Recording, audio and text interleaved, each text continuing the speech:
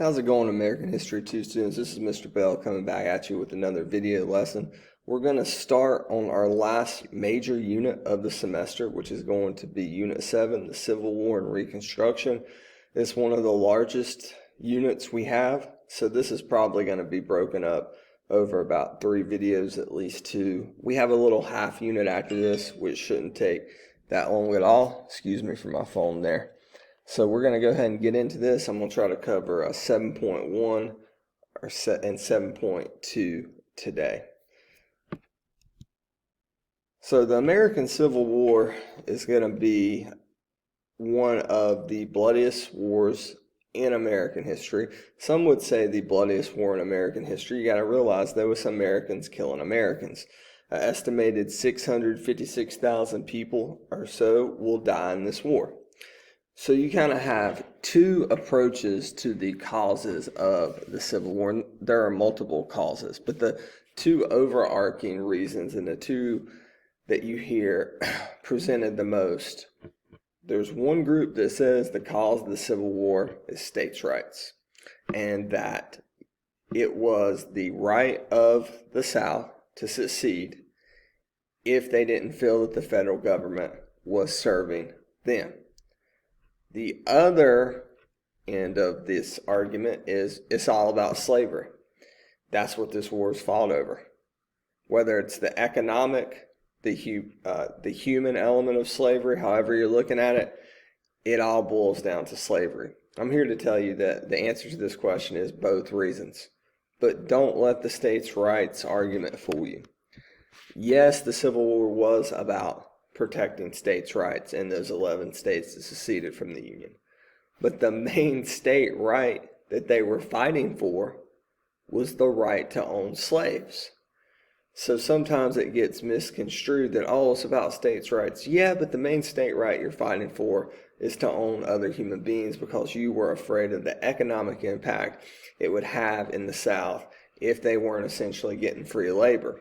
Free labor, I mean they buy the slave, and then after that, they don't have to pay the slave anything. So they're reaping all the rewards of the profits from cotton and other crops, but primarily cotton. So the answer is both, but the overarching answer, no matter how you look at it, is slavery.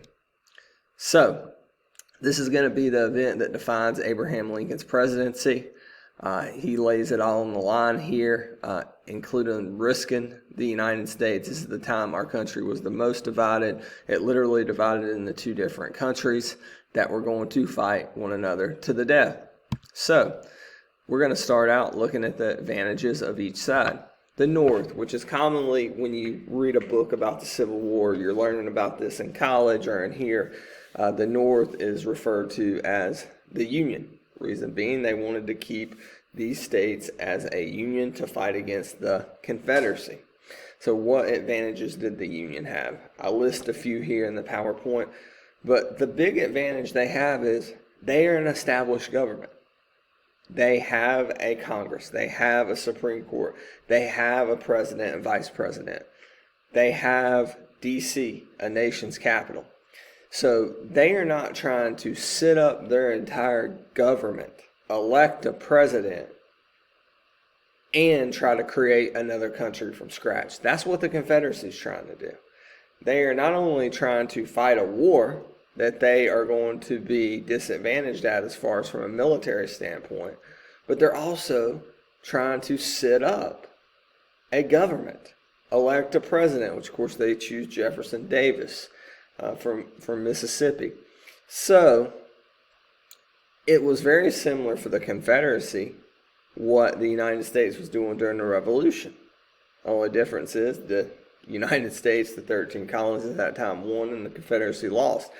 The United States was trying to create a government with checks and balances, with separation of powers, with a constitution, all that stuff, and fight the most powerful military on the face of the earth, the British. That's kind of what the Confederacy is doing here, although they're not going to fare as well, obviously, as the 13 colonies. Industry, okay, they control most manufacturing. Therefore, it makes it a lot easier to produce guns. While more people own guns in the South than the North, Most of the guns at this time especially are produced in the factories of the North, which gives them an advantage. So they control the banking industry, which gives them a stronger economy. All their dollars are backed up by something, in this case gold. So their money is worth something. I know that sounds weird to say, but what you had in the Confederacy is money that wasn't really backed up by anything. So once the war starts going south, no pun intended, they start to see inflation, which means prices start to go up. So not only are they a brand new government fighting a war against an established nation in the United States, but they're dealing with a ailing economy as well. Okay, the South did have some advantages. As you see, I got my bullet points here with better generals. There were some great generals on the Union side as well. In fact, if we were looking at the picture overall of the generals, which we'll look at here in a minute, the Union from top to bottom maybe has better generals, but there's one big difference. The Confederacy has Robert E. Lee from Virginia. Now, Robert E. Lee is a military man. He's a Marine.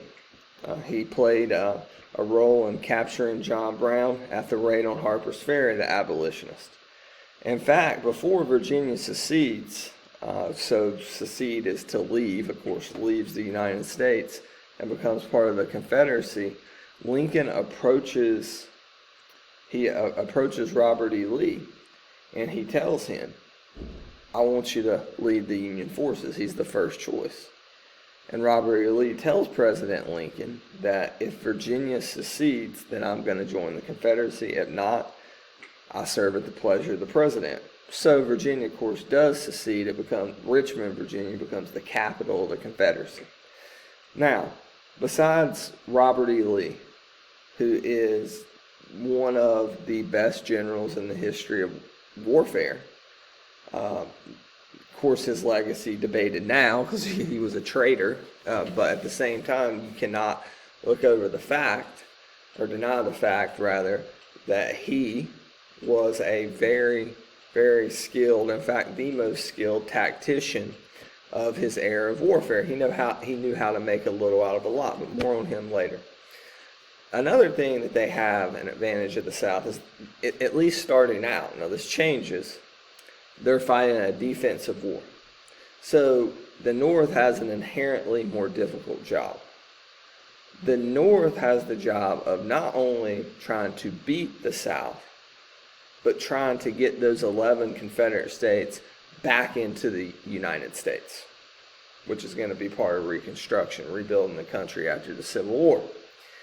So, in the South, all they're hoping to do is outlast, so a war of attrition, outlast the North, play defense, hope the North just gives up, goes home, and leaves them alone. That's what they want. They want to be left alone. They want to protect each individual state's rights, and they want to be able to have their slaves to reap the rewards of free labor. But as the war goes on, they get a little bit greedier. And when we get into some of the battles, you'll start to see that. Now, they're more accustomed also to the outdoor life and stuff. And at first, this war is fought in a lot of the Confederate states.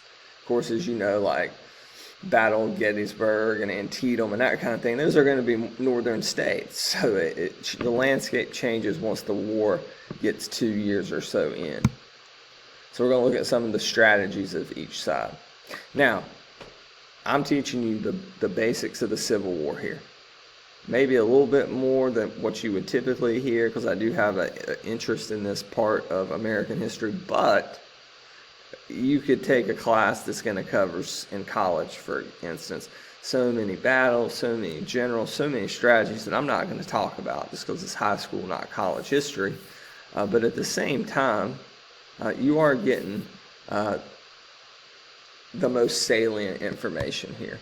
So, the northern strategy is called the Anaconda Plan.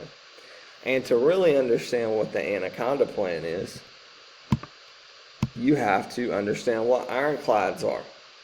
So ironclads are Union ships that are ships clad in iron. It makes them very, very useful in setting up a blockade like they're trying to do on the Anaconda Plan. More on that in a minute. Now, they were vulnerable at the bottom, as we'll talk about, but at the top, they were pretty much impenetrable. So they made a great defensive type of ship.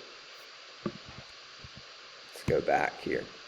So the goal here is, from the north, is we're going to use these ironclads to create a blockade. This is called the Anaconda Plan. Winfield Scott, who is a Union general, comes up with it. And here is what the plan's going to do.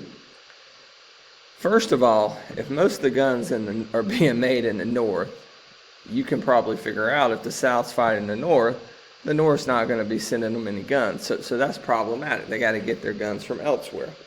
Well, since France and England and other parts of Europe are getting so much cotton for their textile mills from the South, they're willing to basically trade cotton for guns. So in other words, the South is giving tons of cotton to England and France, so England and France is willing to sell them firearms at a discounted rate. So the thinking of the Anaconda Plan is, if we prevent them from getting the cotton out, that's going to cripple their economy. Also, it's going to prevent firearms and other types of weapons from coming over from Europe to the CSA, the Confederate States of America. So that blockade becomes a very effective strategy. The other part of the Anaconda Plan is to take control or initially divide the Mississippi River, which was the main waterway that the Confederates were using to dominate the earlier parts of the Civil War. Then take Richmond, which was the capital of the Confederacy. They believe if Richmond falls, perhaps the entire Confederacy will fall. And if that fails, to wage total war in the South until they surrender, which is to destroy everything, is Sherman's plan. We'll talk a ton about that during this unit. Cotton diplomacy. Diplomacy is the best word here, but that's how it's described in the textbooks. Cotton diplomacy is the belief that since England and France get so much cotton from the South at a cheap rate because of slavery, they're having to pay people to pick the cotton, then the belief becomes that maybe, just maybe, that France and England would intervene on behalf of the South and fight the United States military, the Union military, just for pure economic reasons. It was better for the South to have slaves for England and for France. It means cheaper cotton, as I said earlier. So this almost happens. A lot of people don't know this, but once they see how deadly this war is, once they start getting in some of the death totals from a place like Antietam, where almost 26,000 people die in one day, they're like, we don't want any part of this whatsoever. Let them decide it, and we'll figure out what to do economically after they work out their problems. So we're going to talk about some other types of vessels used here in this war. We talked about the ironclads now. The CSA developed ironclads, but it really was not a necessity for them because ironclad's more of a defensive ship.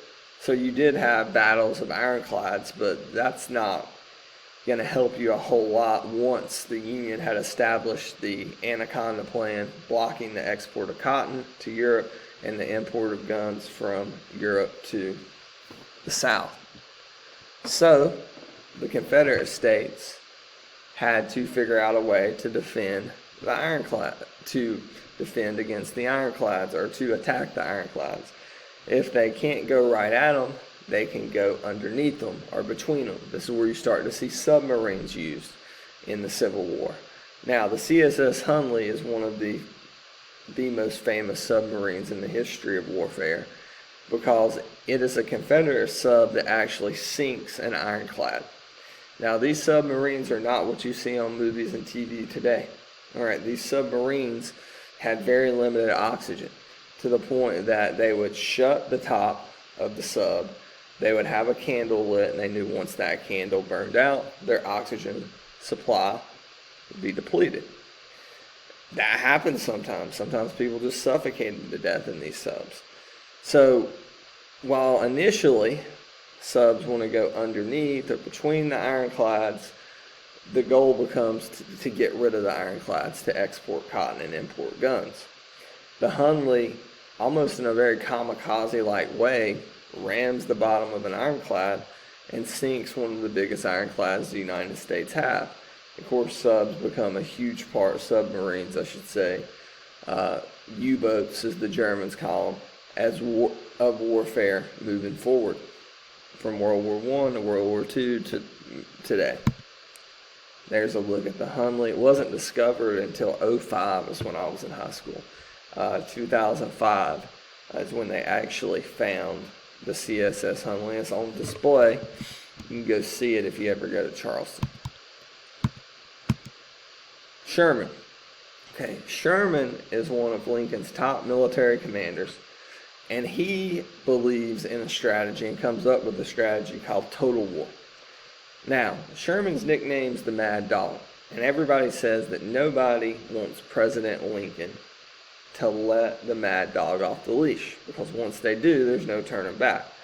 So Sherman believes that the South, the Southern states, the Confederacy are traitors, and that they should be treated as such.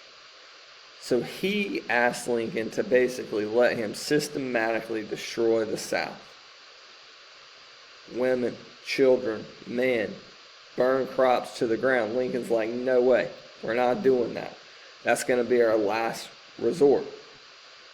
Unfortunately, it will come to that. Sherman's March. More on that later, from Atlanta to Savannah. So we're going to look at 7.2 here, look at some of the leaders. Again, covering these very broadly. Robert E. Lee. At this time, he is the Tom Brady, Michael Jordan, whatever you want to say of generals here. He was the envy of the North, and he is the only reason, not the only reason, but one of the main reasons the South actually was winning this war early on. He knows how to put his chess pieces in the right place, to do a lot with a little, to get the most out of his men. Where to put what soldiers, as I said a minute ago. He's from Virginia. He was not a major supporter of secession, but he was going to stick with his home state no matter what. Of course, he ultimately will surrender to Grant and Appomattox Courthouse. Stonewall Jackson. Now, Stonewall Jackson is most famous for the Battle of Bull Run, which we're going to talk about when we get to the few battles that we'll cover here for the Civil War. So, Stonewall Jackson gets his famous nickname for holding up like a stone wall in Virginia at Bull Run, which is a big creek in Virginia, until reinforcements arrived from the Confederacy to win that first real major battle, not counting Fort Sumter here, of the Civil War. Now, ironically, this great Southern general, probably the second most famous to Robert E. Lee, this great Southern general will die of friendly fire. Jefferson Davis. He's the Secretary of War, so Secretary of Defense for Franklin Pierce, Senator from Mississippi, plantation owner, 100 slaves. Now, Jefferson Davis gets elected as president of the Confederacy, the first and only president of the CSA. Now, Davis's biggest problem is he's not Abraham Lincoln. It's not that he is a complete inept leader. It's just that he's going up against, arguably, in fact, most people would say, as history is remembered, President Lincoln, the greatest president we've ever had. And we were lucky to have him at the time we did. Now, when he is going up against someone of that caliber, it's just going to be hard to match. With Jefferson Davis, though, a lot of his faults come from managing their economy, printing too much new Confederate money, causing inflation, hyperinflation, which is just a recipe for disaster for the Confederate States, their capital of which is Richmond, Virginia. Grant. Now, Grant is on the $50 bill. He'll become a president of the United States. He's not known for being a great president. He is known for being a great general. He was not the first overall commander of the Union forces. but he was the last and the one that led it to victory. He rose to fame as part of a special ops group essentially known as the Army of the Tennessee, which helped win major battles across the state of Tennessee during the Civil War. And his hero, essentially, is Robert E. Lee. So it was a dream to match wits with not a mentor, but somebody he idolized as he was working his way up through the United States military. Of course, Lee will surrender to Grant at Appomattox Courthouse. McClellan is actually the first overall commander of the Union forces once Virginia secedes and Lincoln realizes he's not going to get Lee. And McClellan is one of these people who's actually fairly brilliant, but he overthinks everything. He second guesses everything. So sometimes he will, at the last minute, change his mind on battle plans, which will result in disaster. At one point, I believe it's after the Battle of Antietam, if I remember it correctly, Lincoln actually goes to the battlefield post this battle, and he fires McClellan for such a poor job. Of course, he'll replace him with Grant. Think about how bad that must be. The president is so upset with your performance that he gets on horseback, rides to your tent, your commanding tent, and fires you in front of everybody else. He's embarrassed. He's really upset. So he decides he's going to run for president against Lincoln in 1864. That's not going to work. President Lincoln will win a second term. Won't finish it because of the assassination, but he will win it. Winfield Scott, we just mentioned him. All right, he's a nominee for the Whigs previously for president, but he's known for being the Union general that devised the Anaconda Plan, the blockade using the Ironclads. Sherman Total War, the famous quote, "War is hell." That was his quote. Punish the South. We're going to talk in depth about Sherman's March, how he should be viewed, how he is viewed. I'm going to save that for a little bit later. So that does it for 7-1 and 7-2. Again, probably break this into 3 sections. Thanks so much. Be safe. Wash your hands. Wear a mask. If you have any questions, please email me, bsbell@clevelandcountyschools.org. Thank you.